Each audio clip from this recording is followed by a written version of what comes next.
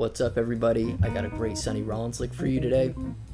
This one works great over the progression 2-5-3-6, which is super common in jazz standard repertoire. It also works great over turnarounds, so just overall very useful lick.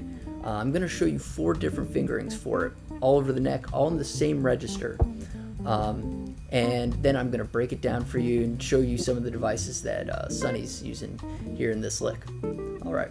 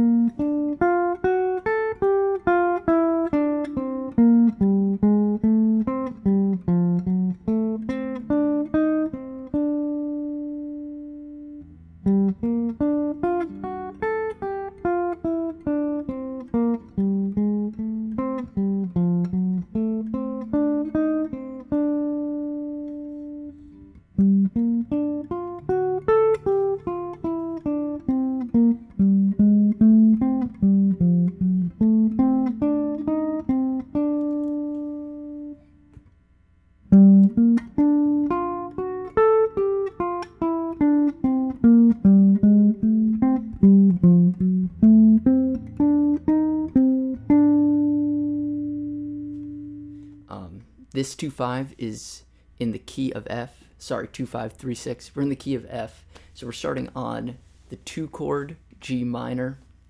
And I'm going to start with my index finger on the 5th fret of the D string. So this is our root of the G minor 7 chord. And we're going to go up a G minor 7 arpeggio like this. So 5th fret of the D to the 8th fret of the D, 7th on G, to 6th on the B string. So, and then I'm going to go chromatically up a half step to F sharp on my B string.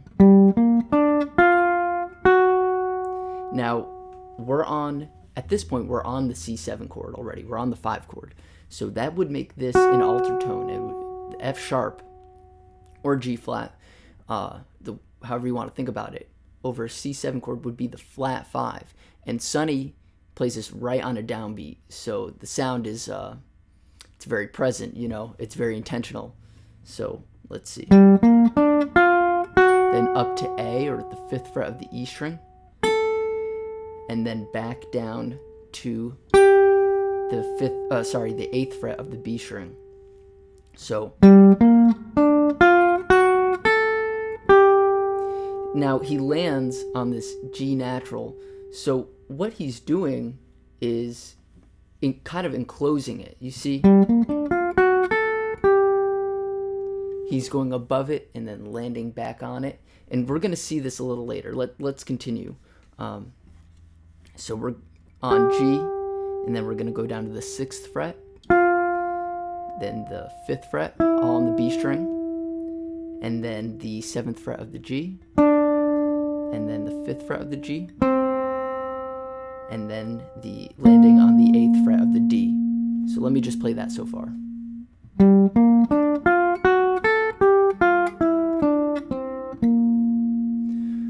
So pretty much very diatonic, except for that flat 5 tension that he sort of lays on,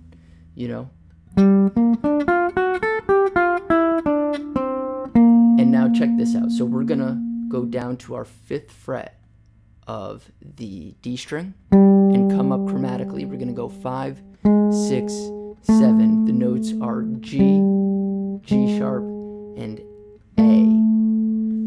So remember what I said about Sonny kind of enclosing that G natural before. Well, this is sort of the same thing. Like I talked about it in the Pat Martino lesson. A chromatic enclosure, it means that you have a note above and then one note or several notes below, or vice versa, several notes on top and a note below, but you're enclosing this note in the middle that you eventually land on. And it's basically a melodic device widely used by a lot of guys, especially a lot of bebop players. By doing this, by adding notes and adding not only chromatic notes, but intervallic leaps. So we have there, right? So we're leaping down a third and then coming up chromatically. It creates melodic interest. Once the great Mulgrew Miller, who I was fortunate enough to spend some time with at William Patterson, he asked the students, what is it that makes a melody? And a lot of people said rhythm. There are a lot of answers, but the answer that he had in mind was intervals. He said intervals are what make a melody. Now, that's not to belittle the importance of rhythm, but I think that the point he's making is listen to Bud Powell and even listen to something all the way back to Bach, like the partitas, which are just streams of 8th note, 16th note lines in some cases, and yet they still retain this melodicism, and it's because of the intervallic jumps, the very intentional and genius place of these jumps. So if you just take a scale and you play up and down,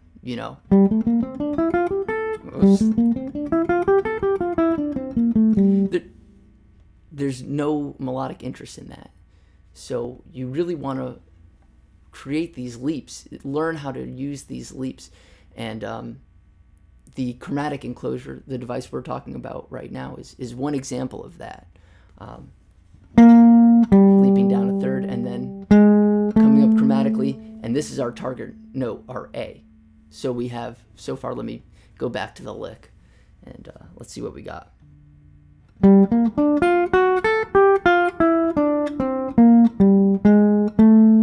Now, this is also, we can consider this a point of resolution. If the chord was F, this would sound fine. This is a great 2-5-1 lick.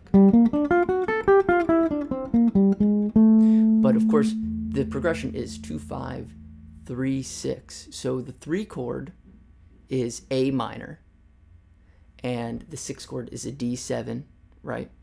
Of course, A minor shares a lot of notes with an F major 7 chord. A minor, A, C, E, G, right? F major, F, A, C, E. So a lot of common tones. So resolving to an A minor chord or resolving to the 3 chord works in a lot of ways as the same as resolving to a 1 chord. But so we're on A here, and then we're going to leap up to C, or the 5th fret of the G.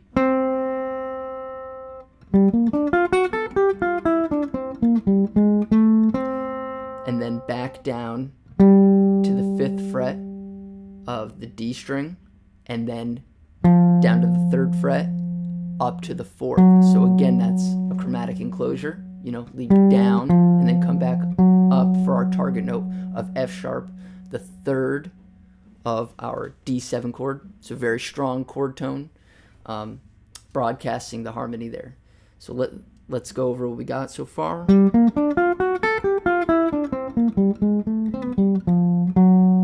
And then we're going to go up a D7 arpeggio, 2nd fret of the G, to the 5th fret of the G, 3rd fret of the B. And those intervals those chord tones are the 5th, the 7th, and the root. And then we're going to go up to the flat 9 of our D7 chord, E flat, back to the 5th fret of our G, and then to the 3rd fret of our B, where we end. Now let's look at this last part that happens over the 6th chord.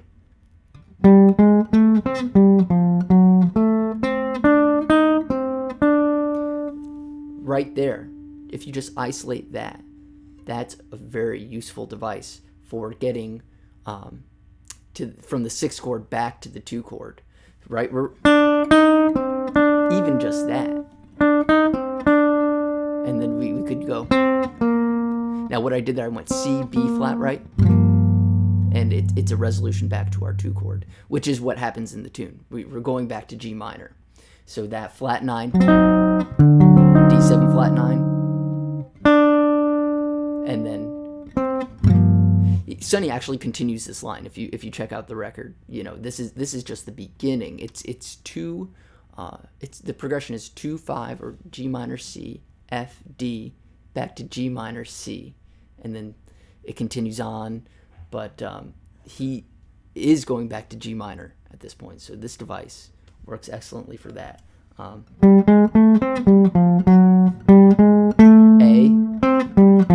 F sharp, I'm just showing you, highlighting the tones of the D7 chord, flat 9, all that is set up for going back to G minor. So let me play the whole lick for you there.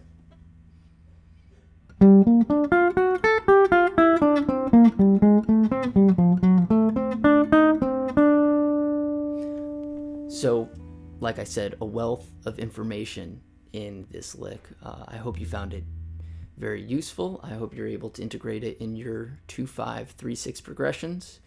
And if you did, please like and subscribe, and let me know what you thought in the comments. All right.